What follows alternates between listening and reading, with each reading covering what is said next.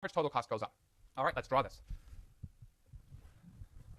All right, how about a nice average variable cost curve? Actually, let's stay consistent with colors here. Let's use that pen, even though that was a beautiful average variable cost curve. That wasn't bad. This is my average variable cost before. Start far apart. This here is my average total cost before. And my marginal cost goes to the minimum of these two. The way I drew it, that's ugh. Okay, I'm going to cheat a little bit. There you go. That's a pretty steep marginal cost. That boring? Really? That was a pretty loud yawn. But I can't blame you. It's going to get this class gets so much more exciting around the second midterm, but we're still, your dad's in the driveway explaining to you why your car has spark plugs. I get it's pretty boring. You just want to race. So this is the before marginal cost, before average variable cost, before average total cost. So with the lump sum tax, the marginal cost doesn't change. The average variable cost doesn't change. The only thing that changes is the average total cost. It shifts up by, here in our case, 10 over Q. So it shifts up by a lot far away at low levels of output, and then less and less it gets ever closer to average total cost after. And the distance between average total cost before and after, see how that gets smaller? I can hardly draw it anymore. That distance here is simply lump sum over Q. Right? It's spreading out that licensing fee over however many units you're producing. And somebody should yell at me because, of course, cost curves are in quantity, not labor. Right? So that's the difference between a lump sum cost and a lump sum tax and a specific tax. Now, there are settings where we're going to want to influence how much firms produce. Some firms we want to encourage production. Others we want to discourage more production. Right? We want firms that don't produce enough good stuff, bee pollination services, to produce more than they would when they were left to their own devices. And we want firms that produce lots of negative externalities, which we'll talk about in great deal, pollution, noisy neighbors, and so on, to produce less of whatever it is they're producing that causes the externality. So what we're going to do is we're going to try and use taxation, meaning charging people taxes for their activities, to discourage behavior, and we're going to use subsidies to encourage more production. In order to do that, we're going to have to shift the supply curve around. The supply curve is going to end up being our marginal cost curve here. You don't have to understand that yet, but we're really close. Does the lump sum tax shift around the marginal cost curve? It doesn't. How about specific taxes? Yeah, it does. So specific taxes, for that reason, and we'll go into much more detail here, are really, really useful because you can use them to influence firms' behavior. Versus lump sum taxes, all they do is they essentially cut into the bottom line, meaning the profits the firm takes home from its activities. All right? They have their place, but if you're trying to influence production, they're not useful. Okay. Now, that was pretty neat, okay? Max, I got all that. That was pretty simple. I'm looking forward to midterm 2. That material I can do in my sleep. I got myself a neon yellow shoelace. I'm ready to draw this stuff. That was just short-run costs, right? We still have to do long-run costs. So in the long run, things are different. Why are things different in the long run? Simply because you don't just get the option of adjusting the amount of labor you use, you also get to adjust the amount of capital you use. So you can change the mix of inputs, right? You can be more capital intensive, you can be more labor intensive if you want. So what's the optimal combination of inputs to be used in the long run? Now, since we are in the long run now, what the firm can do is it can adjust all of its inputs, right, both labor and capital, to minimize its cost of production. I mean, I think it's quite intuitive to assume that firms want to produce whatever output level they have at the least cost possible, right? Why waste money? The thing that's nice about the long run, and that makes it also much, much harder, is there are no fixed costs, right? In the short run, it's nice to think if you're a Starbucks, you just ramp up and down the number of baristas that are working in a certain store. But now you're going to have to decide how many espresso machines and how many baristas should you have at Starbucks on Center Street, or if you want to even take it further, how many Starbucks should Starbucks build in the Berkeley area? There's a nice example of this going on right now. I think they're trying to put one in Telegraph, and Berkeley is up in arms about should there be a mass coffee distribution chain on Telegraph. All right, so it's a nice little discussion, even though there's a Pete's down the way already, but that's a Berkeley place, no longer owned by Berkeley people. But that's a different story. Don't get into that, Max. That's politics. We don't talk about politics in the classroom. So there are no fixed costs in the long run. Right? You decide on how much capital, how much labor to use. So everything's variable costs. That makes our life easier because we now no longer have to draw a different average, total and average variable cost. We just draw an average variable cost and a marginal cost curve. There is no more distinction between total and variable costs. So what we're going to try and do, which is going to be somewhat tricky, but will seem really familiar in about 30 seconds once you see it, is we have to decide what's the optimal combination of labor and capital we should use, given that we're facing fixed input prices. Now, we've faced a similar dilemma before, right? In consumer choice, we had to figure out what the optimal combination of Reese's and Hershey's was, given that we're facing prices of Reese's and Hershey's that are determined outside of our own little world, right? They're determined by the market. So the picture is going to look very, very similar, only that here we're going to be dealing with isoquants and something called iso-cost curves instead of indifference curves and budget constraints. But the pictures are going to look pretty similar. Okay, so again, Greek, very important, all right? We're going to come up with a new concept. It's somewhat similar to the firm's budget constraint, even though thinking about firms as budget constraint isn't the right way to think about firms, all right? So it'll seem like a budget constraint, but I don't want you to think that a firm has a certain amount of money that it gets to spend and that's it, right? A firm can scale up or down production, and it generates more revenue by producing more in most settings, so it has more money to spend on input. So it's not like a grandma model where how many $20 bills grandma sends you. That's your budget constraints. Firms have flexibility there. So an ISO cost line is a concept that is pretty simple. ISO, we know, means same, and cost, they were too lazy to translate that into Greek. So ISO cost means same cost, all right? So an ISO cost line is simply a line that shows you in capital labor space all combinations of inputs that require the same total expenditure, right? If you had $50 to spend on labor and capital, what combinations of labor and capital could you afford given current price of labor, wage, and current price of capital, the rental rate of capital?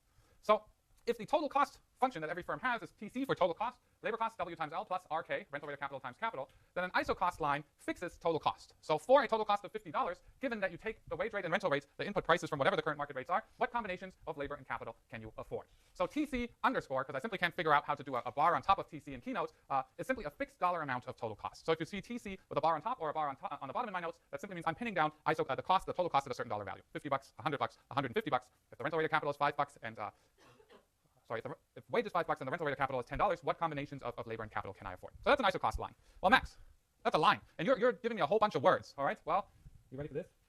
Let's draw some isocost lines. They're straight lines. I'm semi-confident in my ability to draw straight lines. So I'm going to assume that the rental rate of capital is $10 per unit of time.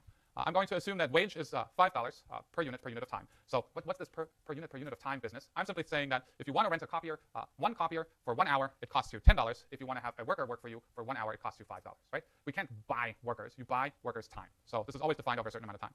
Well, what would an isocost line look like for if I just wanted to spend $50 versus an isocost line where if I just want to spend $100, or if I'm going to splurge, what would an isocost line look like for $150? So what combinations of labor and capital can I afford at 150 versus 100 versus 50? Well, it's pretty easy, right? To me, at least. Here comes my next screw up. So I don't know what you like better. If I figure out screw ups, so when I do my practice runs after I've gone through the slides and I figure out mistakes that are still in there, do you want me to fix them online and just not notice it, or do you want me to live go, Max is an idiot, I screwed up with my scale and fix it live? Yeah, fix it live. That takes up some more time instead of the opportunity to introduce more confusing material. So here, my scale is off, okay? So what I want is at 5 units, I want a 10. At 10 units, I want a 20. And at 15 units, I want a 30, right? So my scale is off by a factor of 2 here for me to make this work. Capital is right. It's just the labor scale is off a little. I apologize. Okay, so let's say I have $50, okay? TC1, $50. Let's remember that R is dollars, what was it? 5, maybe? 10. There we go, thank you. And W was $5. So if I spent my $50 on labor, how much labor could I afford? No, this is, yeah, that's right. So if I, not confident today. If I have $50, labor costs $5 per unit, you should be able to figure out that you can afford $10 per unit, all right? So what I've got here, if I spend all my money on labor, I can afford 10 units. If I spend all my money on capital, I have $50, it's $10 a unit, I can afford 5 units. Are these the only 2 bundles I can afford? Of course not, right? I can afford any bundle on a straight line between these 2 points. And you can convince yourself by simply picking a bundle, okay? How about 2 units of labor, right? This here would be 2, and 4 units of capital. So 2 units of labor will cost you $10. 4 units of capital will cost you $40, so you're at $50. You can do the same thing down here. This would be 8 and 1. So 8 units of labor cost you $40, plus 1 unit of capital costs you $50. So any point on the straight line connecting where you spend all your money on capital right here versus all your money on labor and connecting those 2 points, those are all the combinations of capital and labor you can afford for those $50. So that's my isocost line for $50. Isocost for $50. Oops. So the reason I'm saying that is isocost lines have dollar amounts associated with them, right? So each line tells you a total number of dollars that you would spend on the combination of labor and capital on the line. So how about $100? TC2 is 100. Let's get fancy here. Thank you for not doing what I want you to do here. There we go. That didn't work. Okay, if I had $100, I spend all my money on labor, right? $100 by 5 gets me 20 units of labor. $100 by 10 gets me how many units of capital? Gets me 10. And any combination in between. Okay, so this here would be the isocost for $100. It's further away from the origin, and it looks nice and linear. If we did the third thing, I know this is getting boring. I'm already bored, and that's bad. $150 is what we said. If I spend all my money on labor, I can buy 30 units. If I spend all my money on capital, I can buy 15 units, and any point in between. So draw the straight line connecting the 2. This here is the isocost of 150. All right, so these look a lot like budget constraints. And they're very similar to budget constraints in the sense that if you spend a certain, they tell you, any point on these lines here tells you, I can afford that combination of labor and capital for whatever the dollar label is on that isocost curve. So isocost curves further away from the origin are higher cost isocost curves. Isocost curves closer to the origin, if you draw a straight line from the origin out into infinity, are isocost lines with lower total cost numbers. So where do you want to be, right? If you had the choice to produce the same output on this isocost line, isocost 2, versus isocost 1, which one would you want to choose? 1, right? Because it is the lower cost isocost line. So for a given level of output, what we're going to do is we're going to try and produce that output at least cost, which means we're going to want to produce a given output while being on the isocost curve that's closest to the origin, right? This is where we're going. What else do we notice here? Do these things look like they have similar slopes or nah? Looks like they have exactly the same slope, right? It looks like they're parallel. Well, let's think about budget constraints, right? When we had our budget constraint, holding the price of Reese's and Hershey's constant, if grandma sent you more and more money, what happened to your budget constraint? Shifted out parallel, right? So what am I doing here? I'm holding wage and the rental rate capital, the wage and the rental rate of capital constant, and I'm allowing firms to spend more and more money. So this is very similar to increasing your income, only here I'm increasing costs, right? Input prices stay the same, so the isocost lines, as you get further and further away from the origin, they have the same slope. Max, that's a cute story, but I want to see some math to back that up.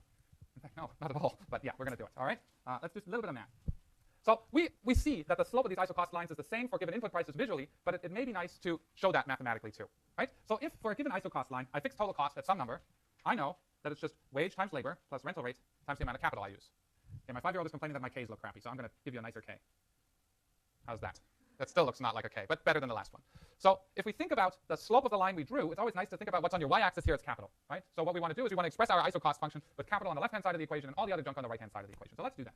Very, very basic algebra. Bring W times L to the left-hand side. Max, crappy K again. R times K. And now to solve for K, I'm going to divide both sides by R. So it's TC over R minus W over R times L. Bless you. So in basic algebra, this here is Y. L is going to be x. Right? This here is going to be the intercept on the y-axis. This here is going to be the slope. So what this equation tells me is the isocost curve, if I write it as I draw it, where k is my y variable, L is my x variable, what you get here is this is going to be m, right? It's going to be my intercept, so total cost of whatever cost number I'm using divided by r. So let's check whether that makes intuitive sense. Right, so that intercept here should be whatever the total cost is. In this case, it's $50 divided by the price of capital divided by k. K here divided by r is 10. So 50 divided by 10, this here should be exactly TC1 over r. Right, this up here should be TC2 over r, and this here should be TC3 over r. Right, 50 by 10, 5, 100 by 10, 10, and 150 by 10, 15. So that's right, that's my intercept. And what the equation then says is that this slope here is going to be minus W over R. It's the ratio of input prices. And it's the same if wage and rental rate of capital stay the same. So if I write this as an equation here, L is the variable on the x-axis, so the slope of the line is minus W over R. That's, in some sense, the exchange rate at which the market lets you trade in capital for more labor, right? Much like price of Hershey's over price of Reese's was the exchange rate at which the market let you trade in Hershey's. Price of Hershey's over price of Reese's was the exchange rate at which the market let you trade in Reese's for more Hershey's. So very similar concept here. So the slope of the isocost curve, which I don't think has a name, at least not that I've ever used, right? It's just the ratio of input prices, and the intercept is always whatever the label on the isocost curve is divided by the price of capital. So that's pretty nice. Very similar to consumer choice. So let's get to it. Max, it all makes sense to me. Even though we've set profit maximization rules, the firm's actions, and that's what the firms are trying to do, we're not quite there yet. But let's say the firm has figured out how much output it should produce, which I haven't told you how to do yet, but I will, I promise. So if I figure out how much output I want to produce, let's say 100 units, it's straightforward to see that we want to use the least cost combination of labor and capital to do so. It's important to note that what I'm not advocating here is cutting corners and using crappier inputs and lower quality labor or anything like that. Labor is of uniform quality, capital is of uniform quality. All you're trying to do is, given the prices, wages and rental rates here, you're trying to produce your chosen output of, let's say, 100 units at the least cost possible by adjusting your labor-capital ratio to a point where you're minimizing that cost. All right? So that's what we're going to do. You can do this mathematically. Again, for those of you who love calculus, it's a constraint optimization problem, but that's not what we want to do here. We're going to do this really nicely graphically, which I actually think is a much more intuitive way to doing this. All right? I'm going to draw not the same isocost curves as before and the same isoquants as before. I'm going to make up something new just because it's fun. All right, so let's draw an isoquant. Right? Let's say your all-knowing boss, who went to graduate school at Cal, says, we have to produce 100 units. Why don't you help me figure out how much labor we should use and how much capital we should use in order to produce those 100 units? Right? So what you're doing is you're going to your engineers and you're saying, what does my production function look like, and what does the isoquant look like for producing 100 units? Well, it turns out it looks like that. That's your technology. Now, your task as Genius Berkeley undergrad is to figure out how to produce those 100 units at least cost. So you call Max and you say, Max, I've forgotten everything you said, but you seemed approachable. How did I do this again? And what I'm going to tell you is, well, you're trying to produce at least cost. To me, that's the same way as saying I'm trying to get on the lowest isocost line possible that still allows you to produce 100 units. So how do we do this? Let's draw some isocost lines. Here's my first isocost line.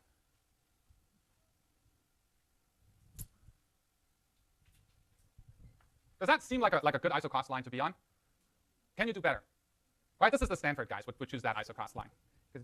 Yeah, I'm not going to pick on them much more. They're already at Stanford, so you shouldn't pick on them. Okay. How about that one? Does that seem like a pretty good isocost line? Well, your neighbor says, you arrogant Berkeley person, I'm going to produce that output using this isocost line. So out of these three, let's call this one here isocost 2. And this one here, isocost 3, you can actually produce 100 units with isocost 1, right? For example, this combination here. You could produce 100 units. I'm drawing this sort of as a tangency here. It didn't quite work as well as I hoped it would, right? But there's one point here that this isoquant shares with this isocost curve, but there's no point on the isoquant that actually lets you produce 100 units as whatever the label of isocost curve number 3 is, right? So what you're essentially trying to do is you're trying to get on the isocost curve that's closest to the origin that still shares one point with the iso. See, no, don't do that. No. Desperate attempt. Okay, this is the last one. Let's try this again. What's pan? Yeah, whatever. Fail attempt again. Let's just assume that this here is exactly tangent to this isoquant. So the optimal combination of labor and capital that you would be using to produce your output is the one right here. Okay, this is L star, and this here is K star. So at this combination of labor and capital, right, your isoquant is exactly tangent to the isocost curve, and you can't get on a lower